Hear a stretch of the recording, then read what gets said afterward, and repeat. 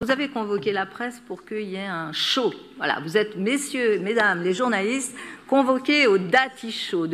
Oh putain, les cons, ils l'ont cru. Ils ont pas compris que c'était de l'humour. Non mais ils ont vraiment aucun second degré à l'Elysée et à Matignon. Le Dati Show, quoi.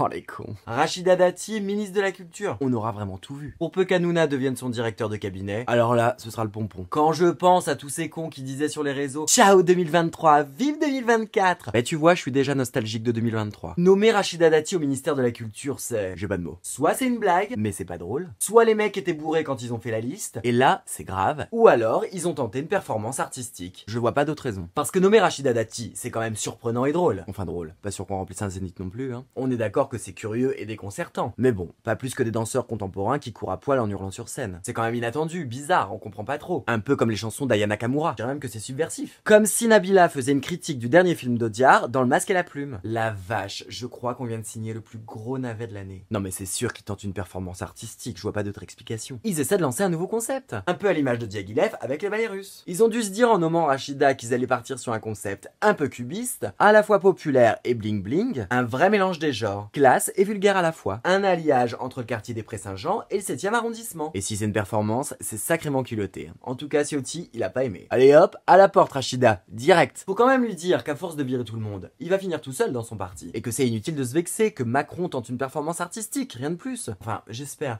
parce que si c'est un coup politique, c'est très bas. On ne prend pas la culture en otage. En attendant, performance ou pas, c'est elle qui a le pognon et les clés de la caisse. Et j'en connais plus d'un qui doit serrer les fesses dans son bureau de directeur. Personne ne l'avait vu venir la Rachida, hein. Ça prône la culture pour tous depuis des années, mais ça fait quand même sacrément la gueule depuis que Rachida est ministre, hein. La culture pour tous, oui, mais pas avec Rachida visiblement. L'année 2024 démarre sur les chapeaux de roue, alors je vous souhaite une très belle année remplie de bonheur et pleine de surprises visiblement. Allez, la vie est belle.